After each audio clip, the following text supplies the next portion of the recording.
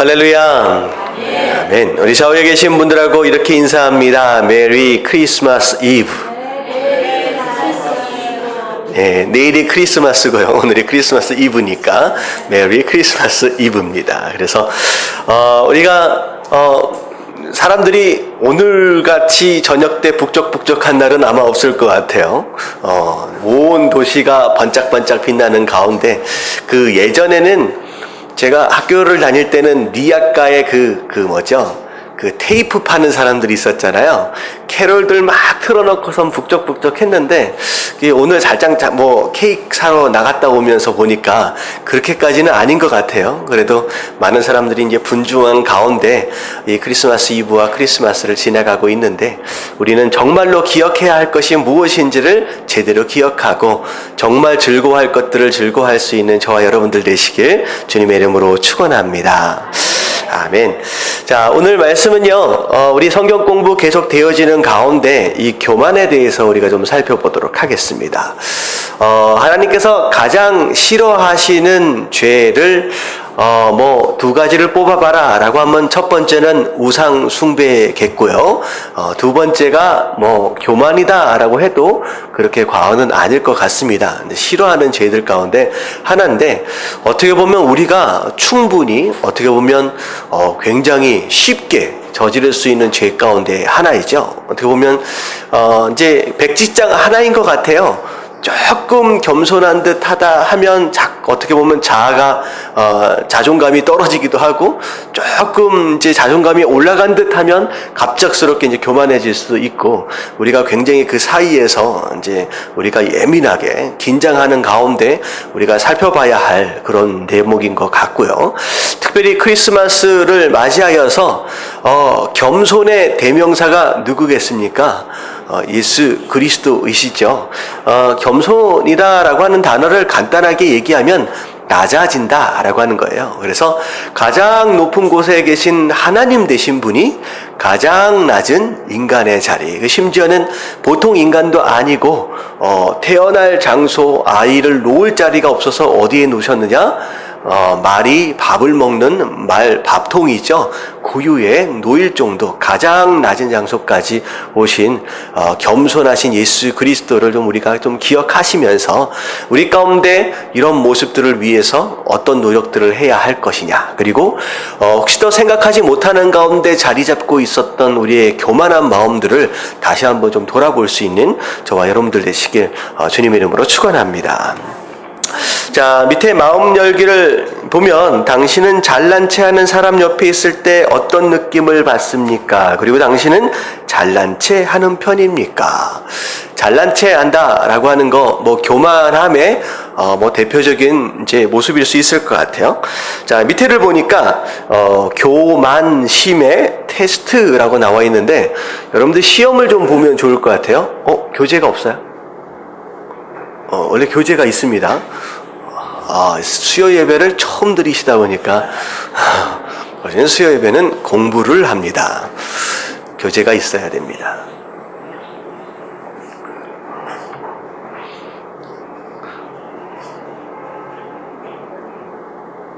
네.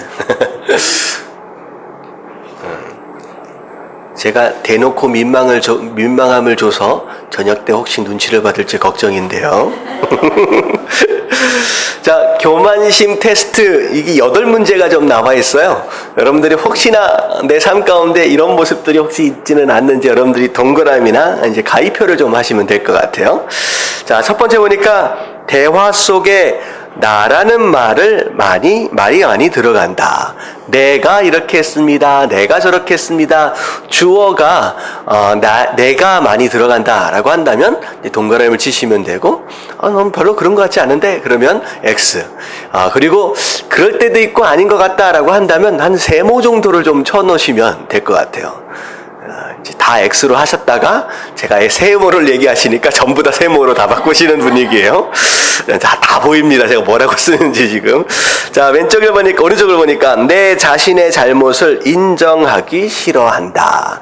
그러니까 미안합니다, 죄송합니다, I am sorry를 하기가 좀 어렵다 라고 하시는 분이 계시면 여기다 이제 쓰시면 되겠죠. 동그라미, 세모, 가위표.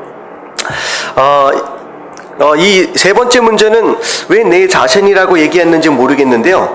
이게 다른 사람이라고 얘기하는 게 오히려 더 나을 것 같아요. 한국사님 조금 전에가 더 나았어요. 좀 전에 더. 자, 나는 다른 사람을 비웃으며 깎아내려야 시원하다. 다른 사람이라고 표현하는 게 조금 더 나을 것 같습니다. 나는 다른 사람을 비웃거나 깎아내려야 시원하다. 이렇게까지 하는 분은 우리 가운데는 별로 없는 것 같습니다. 자, 4번. 나는 대다수의 사람보다 낫다라고 생각합니다. 자, 이건 나는 평균 이상이다. 야, 그래도 나 정도만 돼도 괜찮은 사람이지 않겠느냐라고 하는 스스로 평균 이상이다라고 생각하는 사람. 자, 그 다음에가 경쟁적이며 다른 사람에게 쉽게 질투감을 느낀다. 뭘 하면 지기 너무 싫어하는 사람 있잖아요. 이 탁구를 딱 칠 때 딱 드러나게 됩니다. 근데 뭘 같이 하면 너무 지기 싫어하는 그런 모습들. 심지어 졌을 때 질투감을 느끼는 상황. 자, 그 다음. 다른 사람에게 인정받기 좋아합니다.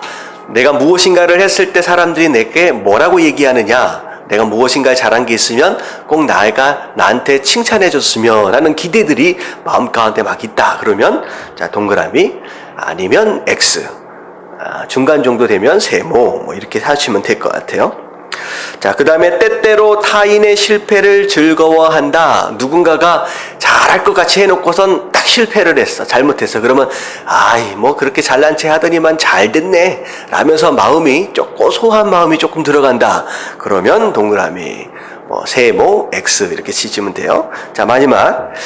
관심의 대상이 되기를 좋아한다. 주목받고 싶은 사람 있잖아요. 가능하면 무대에 서고 싶은 사람. 내가 뭘 하면 다른 사람들 내 얘기를 막 들어줬으면 좋겠다. 자, 이런 사람들. 자, 이게 이제 동그라미 세모 X. 어떻게 보면 꼭 그런 것 같지는 않지만, 만약에 이제 셀 모임을 한다라고 했을 때, 특별히 이야기를 많이 하는 사람, 이런 사람도 좀 될 수 있을 것 같아요. 꼭 그렇지는 않지만, 주목받기를 원하는 그런 의도에서 만약에 그렇게 행동을 한다라고 한다면, 그것도 될 수 있죠. 자, 해보니까 교만한 것 같아요? 아니면 그냥 겸손한 듯 그냥 괜찮은 것 같아요? 이제 대답하실 필요는 없을 것 같아요. 그냥 스스로 좀 아시면서 내가 이 정도 수준이구나. 이제 사실은요, 여러분들 이걸 여러분들 스스로 평가를 하셨잖아요. 이걸 여러분들하고 가장 가까운 남편 되신 분하고 아내 되신 분한테 한번 물어보십시오. 그러면 사뭇 다른 평가들이 또 나올 수 있어요. 나는 이 정도인데 다른 사람이 또 나를 평가할 때는 그건 아닌 것 같은데 라고 또 다르게 평가할 수 있습니다. 네, 어떤 사람은 스스로 자기를 평가하는데 과대평가하는 경우가 또 없지 않아 있기도 하고요. 또 과소평가하는 경우가 없지 않아 또 있습니다. 그래서 스스로들에게 좀 잘 평가할 수 있으면 좋을 것 같아요. 자, 이상의 항목에서 O가 X보다 많다면 자기에게 교만한 마음이 없는지 반성해 볼 필요가 있습니다. 자, 그래서 2번서부터 보면 교만의 기원입니다. 기원. 어디에서부터 교만이 시작되었느냐? 주님이 가장 싫어하는 교만의 기원은 다음과 같습니다. 첫 번째, 같이 한번 읽어볼게요. 다 같이 시작. 자, 한국사님 좀 아채해 주시면 좋을 것 같아요. 이게 녹화되고 있습니다. 자, 첫 번째가 하나님과 같이 되려는 마음입니다. 어디까지 올라간 거예요? 올라가다 어디까지 올라갔느냐? 이제 하나님까지 올라가게 된 거죠. 자, 이사야서 14장 12절부터 14절까지 말씀을 우리 같이 한번 읽어보도록 할게요. 자, 너 아침에 거기서부터 다 같이 시작. 너 아침의 아들 계명성이여 어찌 그리 하늘에서 떨어졌으며 너 열국을 얻은 자여 어찌 그리 땅에 지켰는고 내가 내 마음에 이르기를 내가 하늘에 올라 하나님의 무별 위에 내 자리를 높이리라 내가 북극 지폐의 산 위에 앉으리라 가장 높은 구름에 올라가 지극히 높은 이와 같아지리라 하는도다. 자, 누구에 대한 설명일 것 같아요? 너 아침의 아들 계명성이여. 이 샛별입니다. 샛별. 아침에 가장 먼저 뜨는 별이죠. 자, 이게 누구에 대한 내용이냐? 사단에 대한 내용입니다. 사단을 지금 설명하고 있어요. 어찌 그리 하늘에서 떨어졌으며 내 열국을 얻은 자여 어찌 그리 땅에 찍혔는고. 자, 이 사단이라고 하는 존재가 어떻게 됐느냐? 저 위에 하늘에 있던 존재였는데, 좀 존귀한 존재였는데 어디까지 떨어져 버렸느냐? 땅 바닥까지 떨어졌어요. 근데 떨어지고 처박힌 이유가 있다는 거예요. 왜 떨어지고 처박혀 버렸느냐? 내가 하늘에 올라 하나님의 못 별 위에서 내 자리를 높이리라. 다시 말하면 누가 스스로 자기 자리를 높였느냐? 그 스스로라는 거예요. 그러니까 교만함의 시작은 누가 누굴 높이는 거예요? 내가 나를 높이는 것에서부터 이제 시작이 됩니다. 그래서 이 샛별, 어떻게 보면 이 사단이 어떻게 보면 반짝반짝 빛나는 존귀한 존재였는데 스스로 그보다 더 높아지기 위해서 스스로 높이기 시작했다는 거죠. 근데 어디까지 높이기 시작했느냐? 저 뒤에 보니까 가장 높은 구름까지 올라가서 누구와 같이? 지극히 높은 이와 같아지리라. 하나님이죠, 하나님. 지극히 높은 이 하나님과 같이 되겠다라고 꼭대기까지 올라온 사단의 모습, 그것을 하나님께서 교만하다라고 여기시고 어떻게 하셨어요? 올라가니까 바닥으로 내치셨다는 거죠. 그래서 오히려 올라가면 올라갈수록 하나님께서 오히려 눌러버리신다는 거죠. 사단이 이 땅까지 처박히고 떨어진 이유가 뭐냐면 올라가려 한다라고 하는 겁니다. 지난주에 제가 말씀드렸던 것 같은데요. 행복의 기준을 일반적으로 사람은 두 가지로 생각한다라고 말씀을 드렸죠. 하나는 넉넉한 물질이고, 두 번째는 높은 곳이에요. 높은 것, 지위에 대한 내용입니다. 가능하면 많은 것들을 좀 소유했으면 좋겠고요. 가능하면 높은 곳으로 올라갔으면 좋겠다라는 거죠. 그것이 마치 우리에게 행복을 줄 수 있을 것 같다라고 하는 기대. 그걸 가지고 그걸 위해서 열심히 또 공부를 하고 그걸 위해서 열심히 또 일을 합니다.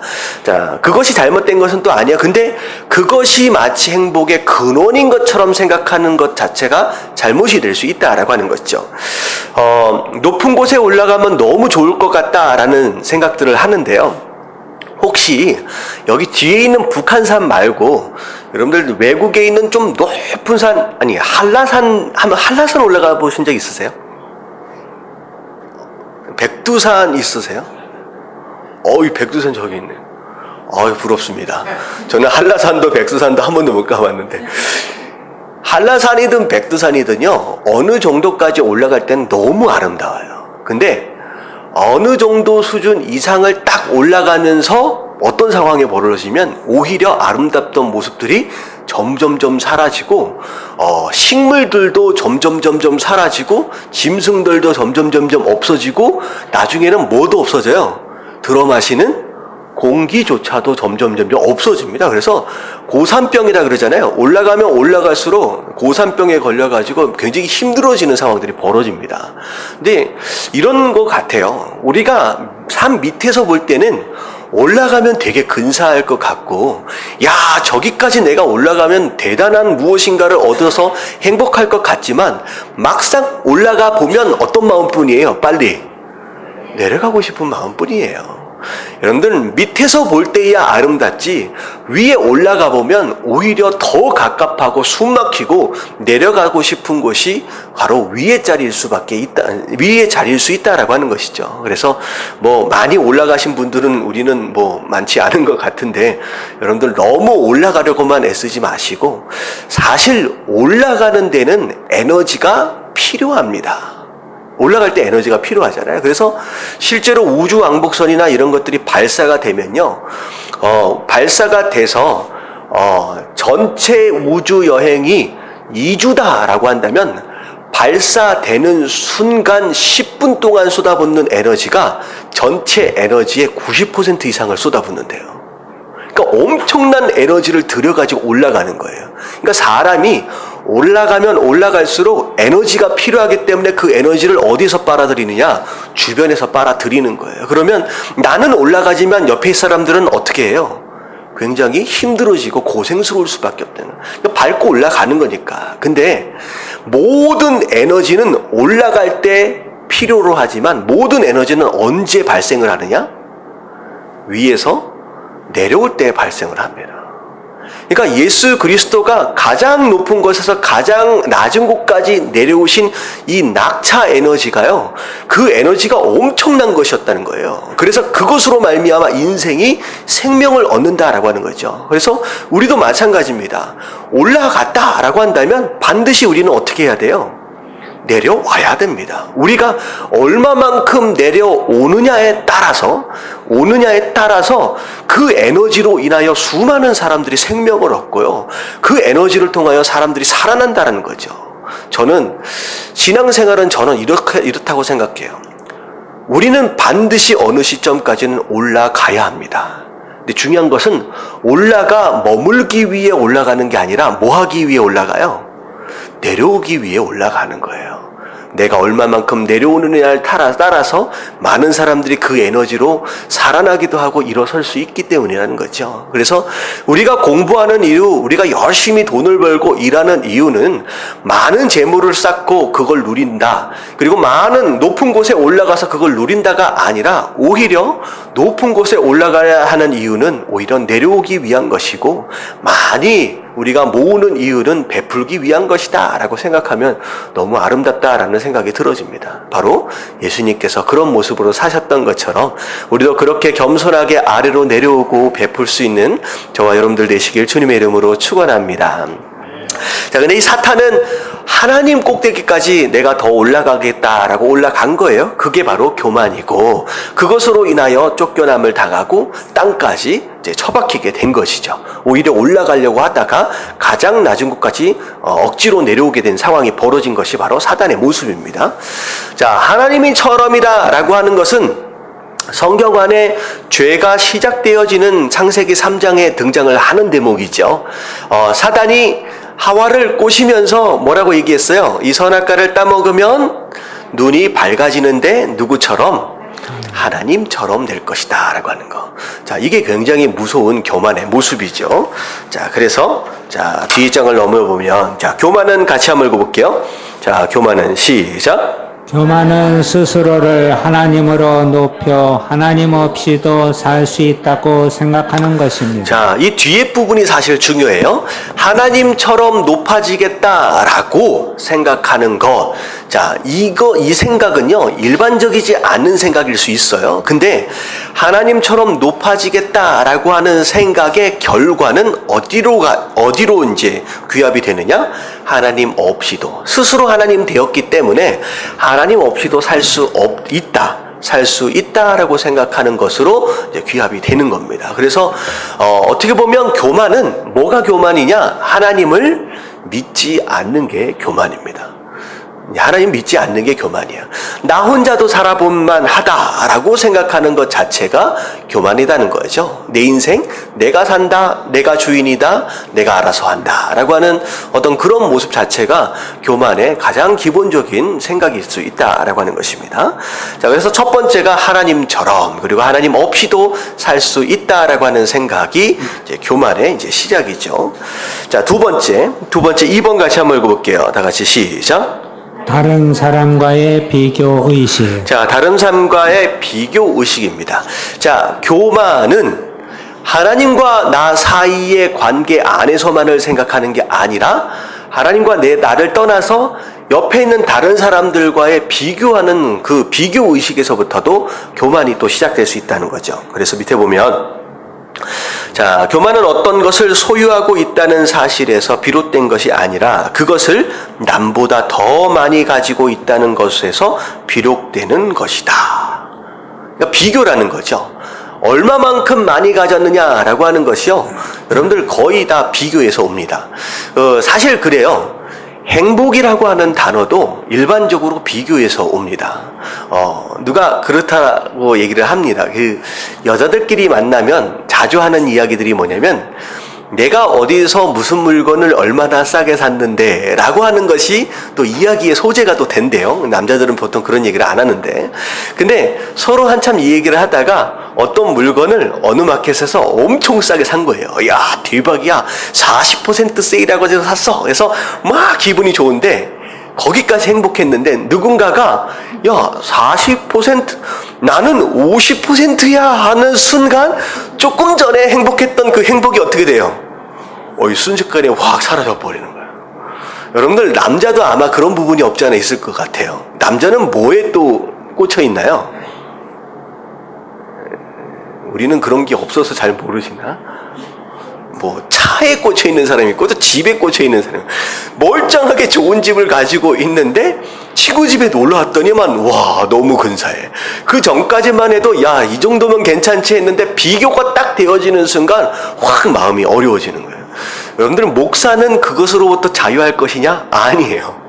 동기들이 있잖아요. 목사들 동기들이 분명히 있습니다. 학교 같이 다니고. 근데 저희는 이제 부목사가 되고 이제 목회 시작하고 하는 상황이라서 괜찮은데 한 40대 중반 정도로 가면 대부분들 자리를 잡으신 분들이 많아요. 근데 멀쩡하게 잘 목회를 하고 있다가 목사님들끼리 딱 만났을 때 어떤 목사님이 더 큰 목회를 하고 있다 그러면 멀쩡하게 행복했다가 그 갑자기 비교되는 것 때문에 야 나는 여태껏 뭐 했나 라는 그런 위축감이 들면서 행복이 싹 사라지는 거예요.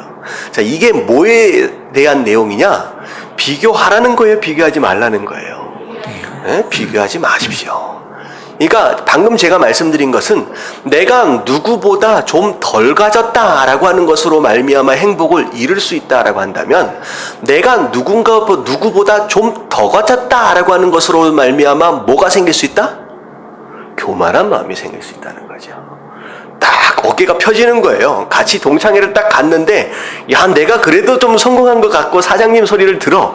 근데 그렇지 못한 애들하고 같이 딱 있으면 갑자기 어깨가 딱 퍼지면서 어때요? 무슨 마음이 들어와요? 교만한 마음이 들어올 수 있다라는 거죠. 근데 하나님 뭐라고 말씀하시냐? 누구랑 비교하지 말라는 거예요. 너는 너다. 그래서 자 교만하는 것에서부터 비롯된 거 이제 비교하는 것에서부터 비롯됩니다. 자 그래서 그다음 보면 이와 같이 다른 사람과 비교하는 마음이 교만의 시작입니다. 사람은 원래 하나님 앞에서 자신을 보는 존귀로 만들어졌지 사람들 사이에서 자기를 보고 교만해지거나 열등감을 가지는 존재로 창조되지 않았다라는 거죠. 자, 그래서 하나님을 통하여 자기 자신을 봐야 돼요. 누군가와의 비교를 통하여 자기 자신을 평가하는 게 아니라 하나님과 나와의 관계 안에서 나 자신을 성찰하는 것이 바로 우리 됨의 모습이다라는 거죠. 그래서 비교하면 된다, 안 된다. 안 된다라는 거죠. 그래서 여러분들 함께 있는 남편이든 아내든 다른 남편과 다른 아내들하고 비교하지 마십시오. 그 사람은 그 사람 하나입니다. 나에게 주신 바로 남편이고 아내다. 다른 남편은 어쨌고 다른 아내는 어쨌고 비교할 필요 없다라고 하는 거. 심지어 아들, 딸도 마찬가지는 거예요. 누구 집 딸은 누구 집 아들은 어느 대학 갔는데 어느 회사 갔는데 이렇게 비교할 필요 없다라고 하는 것이고 실제로 여러분들이 다니고 있는 직장이든 하고 있는 사업이든 저는 비교하지 마십시오. 그것이 하나님께서 원하시는 게 아니고 심지어는 우리가 다니고 있는 교회조차도 비교할 필요 없다는 거죠. 우리에게 주신 사명이 있고 우리가 그 사명을 감당하고 열심을 내고 있다라고 한다면 거기에 우리가 감사할 수 있으면 된다라고 하는 거. 깨달아지시길 주님의 이름으로 축원합니다. 아멘. 아멘. 자, 저도 그런 것 같아요. 우리 교인들과 다른 교인들하고 비교할 필요가 있습니까? 없습니까? 없어요. 우리 교인은 우리 교인이에요. 하나님께서 우리 교회에 불러주신 분들이고 저를 통하여서 또 같이 성장하고 있는 양들이다라고 생각하면 비교할 필요가 없는 거죠. 할렐루야. 아멘. 그러면 또 누구도 비교하면 안 돼요? 저도 비교해 주지 마세요. 저는 접니다. 물론 부족한 것들 많이 있죠. 하지만 중요한 건 뭐냐면 바로만 가고 있으면 돼요. 여러분 비틀어지지만 않고 바로만 가고 있고 우리 모두가 하나님 앞에서 온전히 서 있을 수만 있다라고 한다면 저는 그렇게 생각합니다. 좀 느리게 가면 어떻냐라는 거죠. 여러분 빨리 가려 하다가 다치지 말고 좀 느리더라도 바른 길을 가고 바른 올바로 서 있는 것 자체가 중요하다라고 하는 거.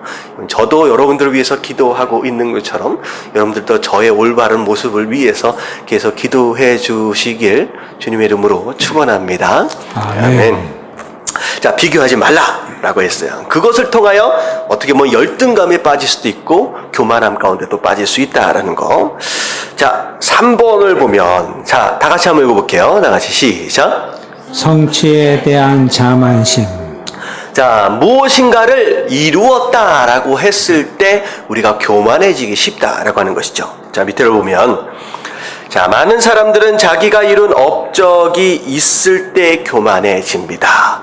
하는 일마다 망하는 사람은요, 오히려 교만함보다 열등감에 쌓이게 되죠. 근데 하는 일마다 그냥 괜찮아요, 잘 되고 있는 것 같아요 라고 하는 상황이 되면요, 은근슬쩍 교만해질 수 있다라고 하는 것입니다. 자, 그러나 기억하십시오. 훌륭한 업적을 쌓았다고 해서 그 자신이 훌륭한 것은 아니라는 사실을. 하나님은 우리 존재로 우리를 평가하시지 결코 우리가 가진 것은, 업적을 가지고 우리를 평가하시지 않습니다. 그래서 하나님께서 우리를 어떻게 바라보시느냐, 평가하시는 기준이 우리가 뭘 이루었다라고 하는 것에 있지 않고 우리 존재 자체에 있어요. 그래서 신앙생활하는 가운데 우리가 뭐에 집중할 필요가 있느냐, 영어로 보면요, be라고 하는 동사가 있어요. be라고 하는 동사, 그래서 being이라고 하거든요. 이걸 존재라고 얘기를 합니다. 그리고 do라고 하는 동사가 있어요. doing에서 doing에서 무엇인가를 한다라는 뜻이죠. 그러니까 업적에 대한 내용이에요. 그래서 신앙생활은 being과 doing이 같이 갑니다. being과 doing이 같이 가요. 근데 결과적으로 보면 하나님은 무엇을 통하여 우리를 평가하시게 되느냐? 사실은 doing이 아니라 being입니다. 우리의 존재예요. 우리의 존재. 나라고 하는 존재, 나라고 하는 being이 어떻게 하나님 앞에 세워져 가느냐라고 하는 것이 훨씬 더 중요하죠. 그래서 being이 온전해지면요, doing은 열매로 나타나는 거예요. 그래서 doing만 집중하다가 being을 잃어버리면요, 굉장히 어려움에 빠집니다. 자, 그래서 내가 무엇인가를 잘하고 있다라고 했을 때 마치 내 열심이나 내 실력으로 이루었다라고 생각하는 순간 이게 교만이 될 수 있다라고 하는 거. 내 열심과 내 실력만으로 될 수 있는 게 아니죠. 이 세상은 반드시 하나님의 은혜와 축복이 있어야 합니다. 그리고 어떻게 보면 좀 더 가지고 넉넉하면 마치 넉넉하지 못한 누군가보다 내가 더 고상한 것처럼 착각하는 경향이 있다는 거죠. 그래서 같이 있을 때 경제적으로 좀 어려운 사람이 있고 경제적으로 괜찮은 나를 볼 때 내가 이 사람보다 내가 조금 더 고상하게 느껴지는 착각. 네, 하나님은 그걸 교만이라고 말씀하시는, 그렇지 않아요. 가지고 있는 그 무엇인가에 있지 않다라고 하는 거. 자, 우리가 그것에 대하여 착각을 하게 되면 교만함이나 자만심에 빠질 수 있다라고 하는 것이죠. 자, 이런 게 이제 교만의 이제 시작이고 교만한 마음들이 생기게 되는 이제 배경들입니다. 자, 그럴 때 3번을 보니까 교만 백신이라고 나와 있어요. 교만 백신. 자, 성경은 우리가 흔히 교만해지는 이유들에 대해 다음과 같이 예방 백신을 주고 있습니다. 자, 1번 같이 한번 읽어볼게요. 다 같이 시작. 외모로 인해 교만한 마음이 들 때. 자, 외모로 인해 교만한 마음이 들 때 이것은 보여지는 것으로 인하여 교만한 마음이 들 수 있다는 것이요. 눈에 보이는 열매들로 인하여 교만한 마음이 들 수 있는 거예요. 근데 중요한 것은 뭐냐면 하나님은 외모가 아니라 뭘 보신다? 우리 마음의 중심을 보신다는 거예요. 얼마나 네가 나를 사랑하느냐, 거기에 있어요. 너의 신앙이 어디에 세워져 있느냐, 보이지 않는 것에 하나님은 오히려 더 집중하고 계신다는 거죠. 근데 사람은 가능하면 보여지는 것에 이제 집중하게 되는 경향이 있어요. 마치 그게 열매이고 마치 그런 열매가 맺어지면 보이지 않는 무엇인가가 보장되어지는 것처럼 착각하고 있기 때문에 그게 아니라는 거죠. 그래서 소위 말하는 그 공갈빵 있잖아요. 공갈빵 안에 공기만 들어있고 아무것도 안 들어있는, 이 겉 포장만 그럴듯하게 이렇게 하고 안에는 비어있는 그런 것들이 혹시 우리 안에 있는지 볼 필요가 있습니다. 그래서 사무엘상 16장 7절에 보면, 자, 이건 어떤 대목이냐면 사무엘이 그 이새의 아들들을 불러다 놓고서 기름을 부으려고 하는데 이 큰아들이 딱 나왔는데 외모도 준수하고 그럴듯하게 생긴 거예요. 근데 외모의 준수함은 사실 어떻게 보면 이스라엘 초대 왕이었던 누가 대단했어요? 이 사울 왕이 사실 굉장히 멋있었습니다. 이 다른 사람들보다 머리 하나가 더 들어갈 정도로 키도 장신이었고요. 뭐 골리앗처럼 비정상적인 게 아니라 근사한 모습이었어요. 그래서 그야말로 8등신 9등신 할 정도로 너무 멋있고 누가 봐도 준수하고 야 우리 왕 될 만하네 라고 여겨질 수 있는 그런 모습이었다는 거죠. 근데 사실 겉모습은 그렇게 너무 멋있었지만 사실 알맹이는 어땠어요? 텅텅 비어있다는 거. 정말 하나님 보시기 아니었다는 거. 그래서 하나님께서 바꾸기를 작정하셨는데 사무엘도 선지자지만 사람인지라 자꾸 뭘 보고 평가해요? 네, 외모를 보고 큰아들 딱 보니까 야 왕 같아 보이니까 딱 기름 부으려니까 아니다. 나는 외모로 보지 않는다. 외모와 키로 보지 않는다. 자, 내가 이미 그를 버렸노라. 내가 보는 것은 사람과 같지 아니하니. 네, 내가 버렸다라고 얘기하고 있어요. 사실 이 큰형이요 나중에 한 번 더 등장을 하죠. 어디서 등장해요? 엘리압이죠. 엘리압. 전투. 네, 골리앗하고 다윗하고 싸우러 나갈 때 이 엘리압의 속내가 다 드러납니다. 어떤 마음을 가진 자였는지. 아무도 덤비지 못하는 골리앗을 향하여 다윗이 용기를 내고 내가 한번 싸워보겠습니다 라고 목숨을 걸고 나갔는데 이 큰형 엘리압이 이 막내 동생을 칭찬해주고 격려하지는 못할 망정 뭐라 그래요? 네 마음의 완악함을 내가 보았다. 이 교만한 자가 어찌고저찌고 막 얘기를 하는 거예요. 뭐 전쟁터에 뭐 전쟁을 구경하러 왔노라 하면서 막 이런 얘기를. 그 말하는 것을 보면 사실 큰형과 이 작은 막내는요, 이게 제가 알기로 7명인가 6명인가 그래요. 이 집안 식구들이 몇 명이죠? 8명인가요? 잘 안 맞네 또 오늘.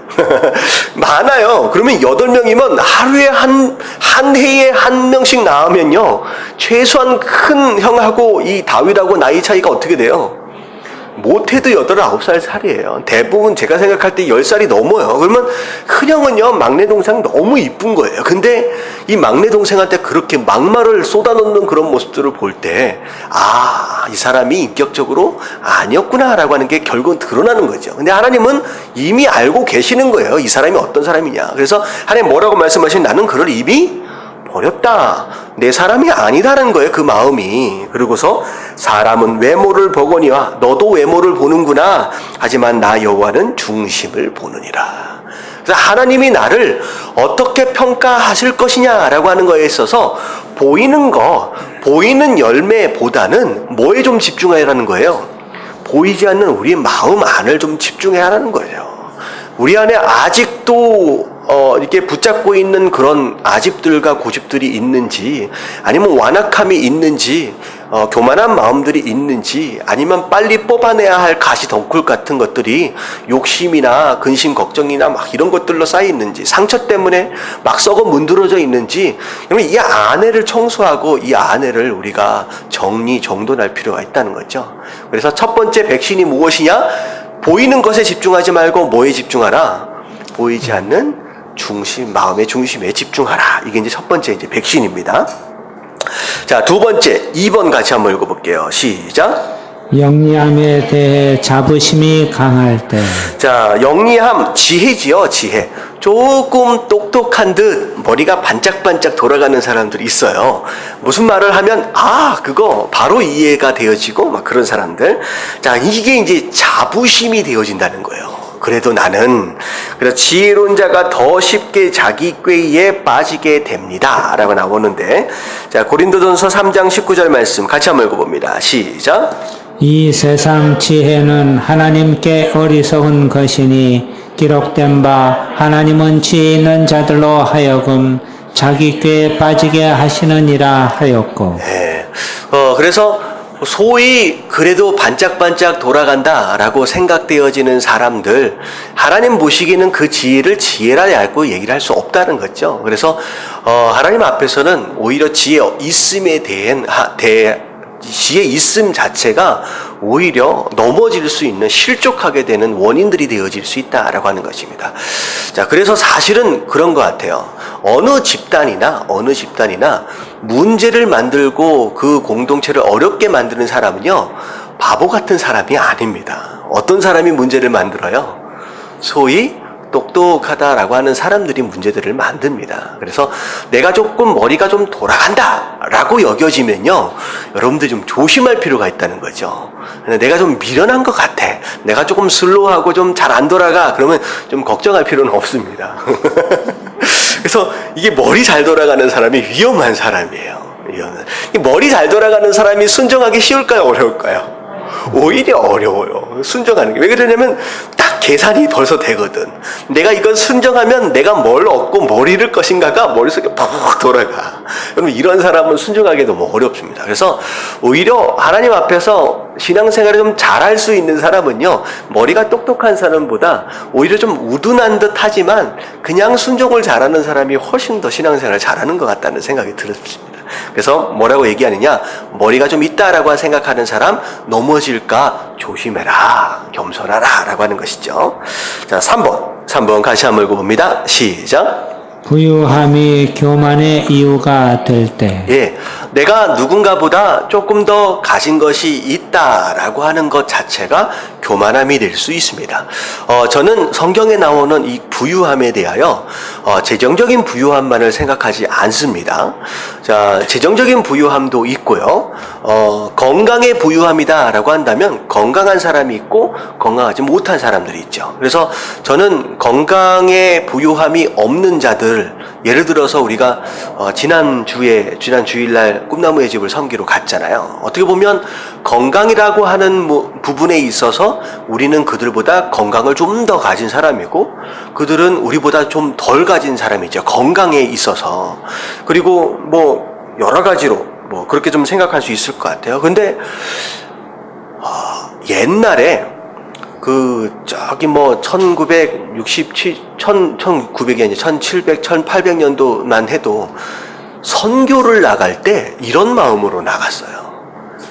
내가 더 가졌고, 내가 더 우월하고, 우리 문화가 더 우등하고, 그러니까 이런 마음으로 선교지를 나가는 거예요. 그래서 아프리카나 못 사는 사람들 앞에서 딱 갔을 때 어떤 행동을 해요?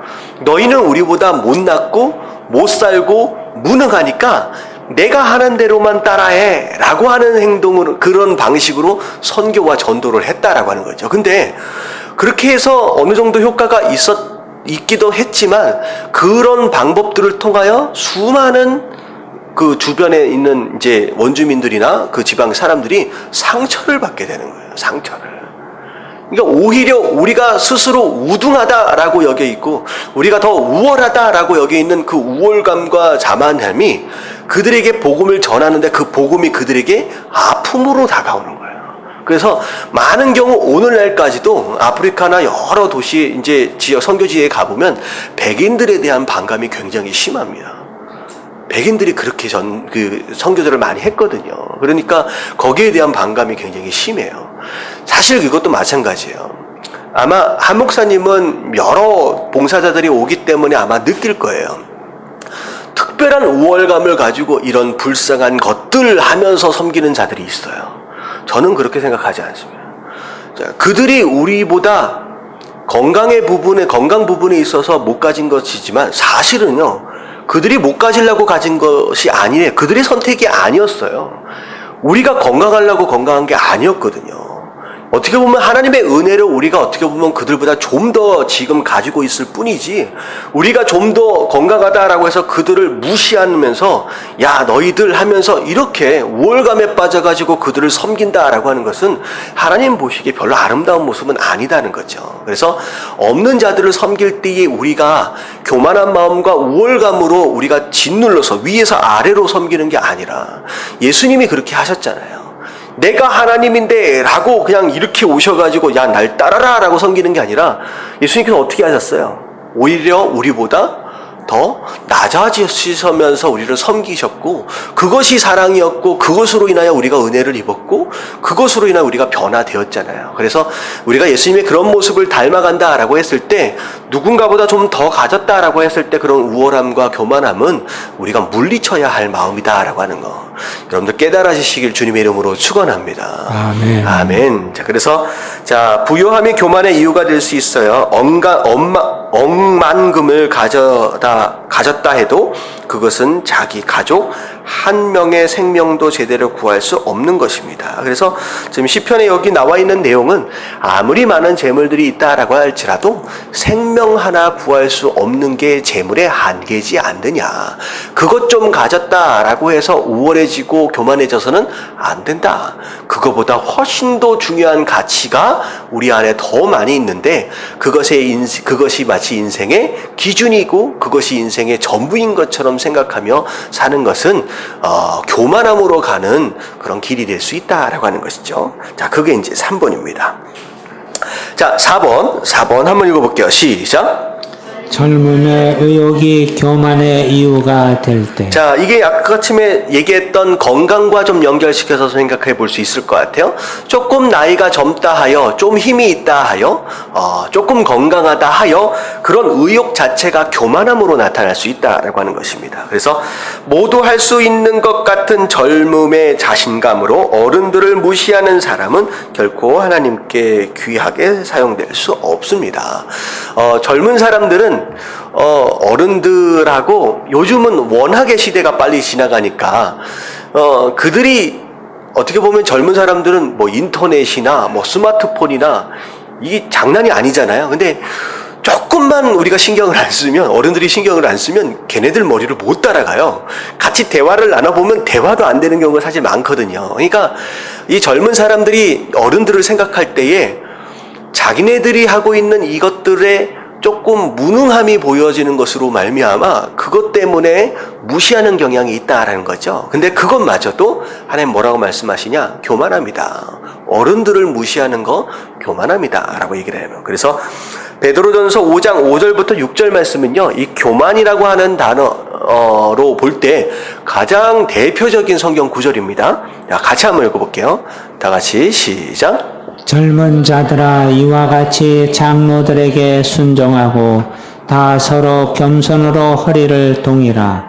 하나님은 교만한 자를 대적하시되 겸손한 자들에게는 은혜를 주시느니라. 자, 앞에 있는 부분은 젊은 자들을 향하여 얘기하는 것이죠. 위에 나이 많은 사람들, 노인들을 향하여 공경하지 못하고 존중하지 못하는 모습들이 많이 있었던 것 같습니다. 그래서 순종해라. 그리고 교만함으로 허리를 동이라 라고 하는 것이죠. 그리고 나서 하나님은 교만한 자를 어떻게 하신다? 대적하신다. 하나님이 교만한 자를 싫어하시는데 그냥 싫어해서 그냥 놔두시는 게 아니라 어떻게까지 하신다? 멱살 잡고 싸우신다는 거죠. 가만히 내버려 두시지 않는다는 거죠. 하나님께서 반드시 치신다. 마치 사단을 자꾸 올라오는 것을 오히려 던져서 바닥에 처박아 놓으시는 것처럼 교만한 자는 하나님께서 절대 가만히 두지 않는다는 거죠. 반드시 이제 심판하신다는 거죠. 근데 겸손한 자는 은혜를 베푸신대요. 은혜를. 자, 그러므로 하나님의 능하신 손 아래서 겸손하라. 때가 되면 너희를 높이시리라. 그래서 누가 누구를 높이주셔야 돼요? 하나님이 우리를 높여주실 때까지 우리 기다려야 된다는 거야. 스스로 자꾸 높여지려고 하면 모양새가 되게 이상해지죠. 하나님이 우리를 높여주실 때까지 기다리는 것이 바로 겸손입니다. 자, 이런 마음들이 하루에도 수십 번 불쑥불쑥 올라와요. 이 교만한 마음에. 근데 이 교만한 마음을 이길 수 있는 방법, 자, 3가지를 이제 이야기를 합니다. 자, 교만에서의 승리. 교만을 물리치기 위해 우리가 적극적으로 취해야 할 행동은 무엇입니까? 첫 번째, 1번. 다 같이 시작. 말씀을 가까이 함. 네, 말씀을 가까이 해야 합니다. 자, 말씀을 가까이 하면 왕도 교만해지지 않습니다. 왕은 교만할 수밖에 없는 사람일 거예요. 근데 말씀을 가까이 하는 왕은요, 왕마저도 교만해지지 않고 겸손해질 수 있다는 거죠. 이 말씀을 가까이 한다라고 하는 것은, 저는 이제 이렇게 좀 접근해서 생각하고 싶어요. 부부가요, 오래 같이 있으면요, 되게 많이 닮아갑니다. 특별히 진하게 사랑하는 부부들은요, 너무 닮아져 있고요. 그리고 굉장히 서로 싫어하는 부부 또한 굉장히 많이 닮아갑니다. 오히려 덜 닮아가는 부분은요, 서로가 서로에게 뭐한 부부? 무관심한 부분은 별로 닮아가지 않아요. 그러니까 서로의 관심을 가지면, 그러니까 관심의 좋은 현상은 사랑이고요, 관심의 나쁜 현상이 미움이에요. 이게 사랑의 반대말이 미움이 아니래요. 뭐라고 얘기하면 무관심이라는 거죠. 무관심하면 서로 별로 안 닮아요. 근데 치고받고 한 30년을 한번 싸워보십시오. 그러면 노인들, 시골에서 이제 계시는 노인들 보면 평생을 부부가 싸우는 부부들이 있어요. 근데 이상하게 그 두 부부도 닮아져 있습니다. 근데 이게요, 왜 그런 것 같아요? 가까이 있고 관심을 두기 시작하면, 서로 관심을 갖기 시작하면요, 서로가 닮아가기 시작합니다. 전에 결혼하기 전에는 전혀 다른 사람이었는데 20-30년을 지나면, 그래서 제가 우리 교회 이렇게 보면 서로 인정하고 싶지 않을 수도 있을 것 같아요. 부부들이 굉장히 닮아져 있는 모습들을 많이 봅니다. 그리고 저도 제 와이프와 제가 어느덧 결혼한 지 11년이 됐더라고요. 애가 10살이니까 야, 벌써 이렇게 11년이 됐는데 얘기 같이 하다 보면 되게 많이 닮았어요. 그래서 한참 하다 보면 제가 무슨 얘기를 할 줄 알고 그 다음에 와이프가 무슨 얘기를 할지 대충 압니다. 그러니까 서로 생각하는 것도, 그리고 누가 보는데 생김새도 좀 닮았대요. 별로 싫어하는 얼굴인 것 같은데 그래도 못생긴 얼굴은 아닙니다. 많이 닮아져 갑니다. 근데 말씀을 가까이 한다라고 하는 건, 말씀이 곧 누구십니까? 예수님. 예수님이에요. 이 말씀을 가까이 하면 할수록 우리가 누굴 닮아가게 돼 있어요? 예수님을 닮아가게 됩니다. 굉장히 기본적인 원리죠. 우리가 누구와 함께 오랜 시간을 읽느냐라고 하는 것에 따라서 그를 닮아가게 된다는 것인데, 우리가 가능하면 누구와 함께 가까이 있어야 하느냐? 닮아가야 할 예수 그리스도와 함께 가까이 있는 것 자체가 우리의 삶을 변화시키는데 굉장히 중요한 역할을 감당한다라고 하는 것이죠. 그래서 말씀을 가까이 하라라고 하는 이 개념 자체가 말씀에서 좋은 얘기를 들려주니까, 교훈이 있으니까 라고 하는 개념이 아니라 말씀 자체가 예수 그리스도예요. 그러니까 함께하는 것으로 인하여 닮아가져 가고, 예수 그리스도를 닮아가면 당연히 겸손해지게 되겠죠. 바로 그런 의미입니다. 자, 신명기 17장 19절부터 20절까지를 보면, 자, 말씀에 대하여 어떻게 나와 있어요? 자, 한번 읽어볼게요. 시작.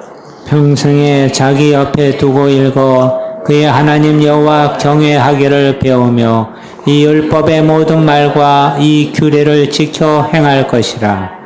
그리하면 그의 마음이 그의 형제 위에 교만하지 아니하고 이 명령에서 떠나 좌로나 우로나 치우치지 아니하리니 이스라엘 중에서 그와 그의 자손이 왕위에 있는 날이 장구하리라. 그래서 말씀을 가까이 하고 말씀에 순종하는 그런 모습들이 있으면 교만해지지도 않을 뿐만 아니라 좌로나 우로나 치우치지 않는다, 균형을 잡는다는 거죠.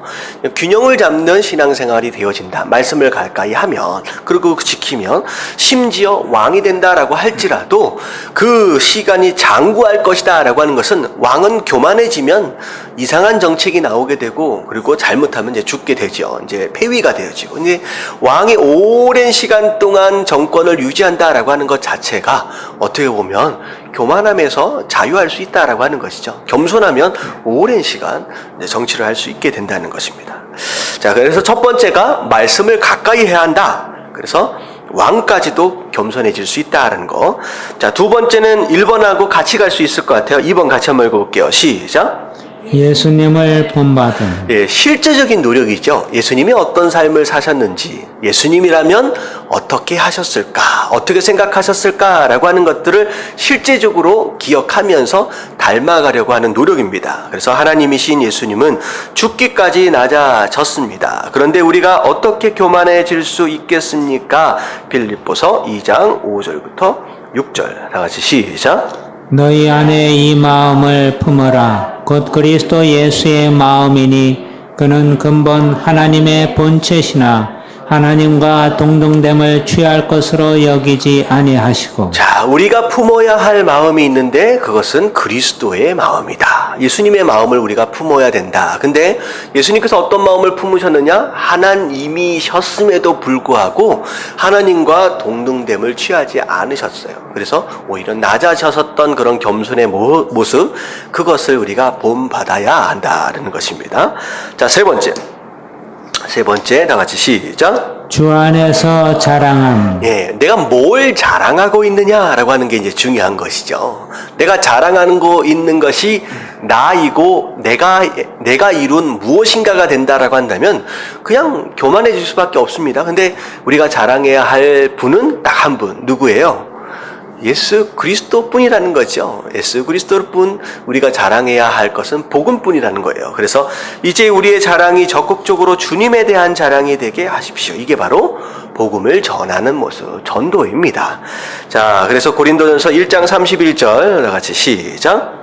기록된 바 자랑하는 자는 주 안에서 자랑하라 함과 같게 하려 함이라. 예, 그러니까 주 안에서 자랑한다라고 하는 것은 주님을 자랑한다라고 하는 그런 말씀이고, 주님께서 허락하신 그 복음과 그 사랑과 그 은혜를 자랑해야 한다라는 것이죠. 그래서 내가 무엇을 주로 자랑하고 있느냐라고 하는 그것이 우리의 우상입니다.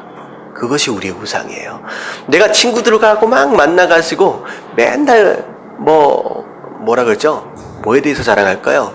집에 모셔놓은 금단지를 자랑하고 있다라고 하면 그 금단지가 내 우상이 되는 거예요.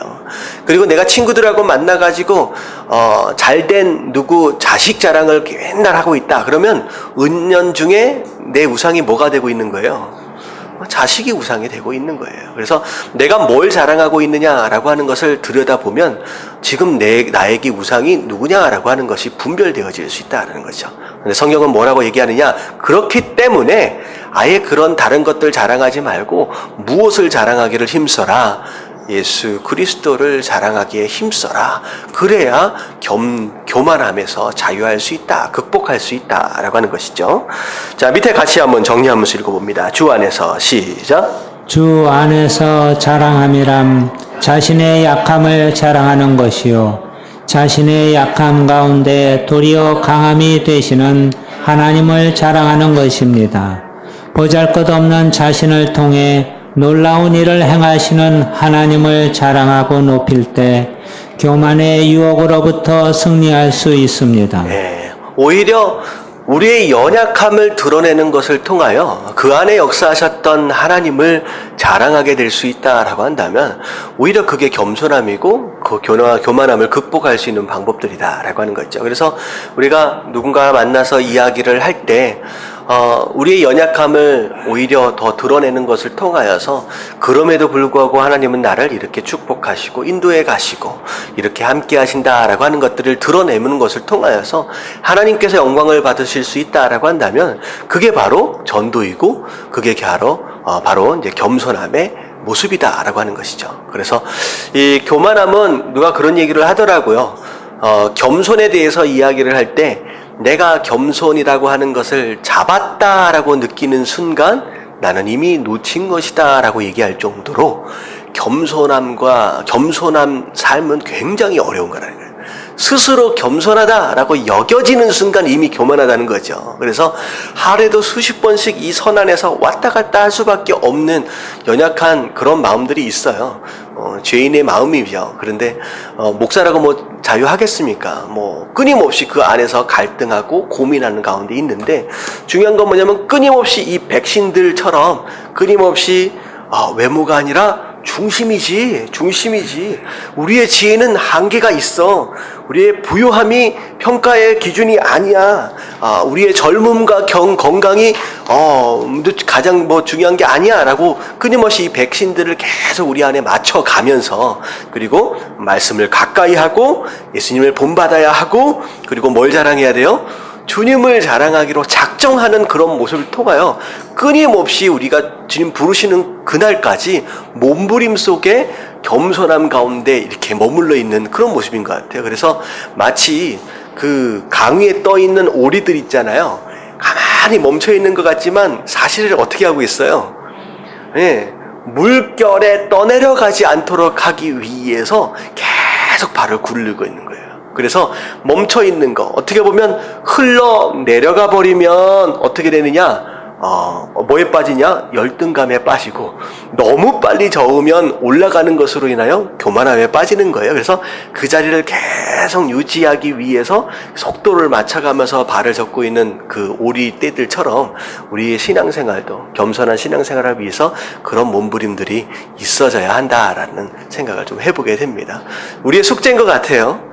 하나님께서 교만한 자를 너무 싫어하시잖아요. 그래서 겸손한 모습으로서 정말 하나님께서 예비하신 그 축복들을, 그 은혜들을 받아 누릴 수 있는 저와 여러분들 되시길 주님의 이름으로 축원합니다. 아멘.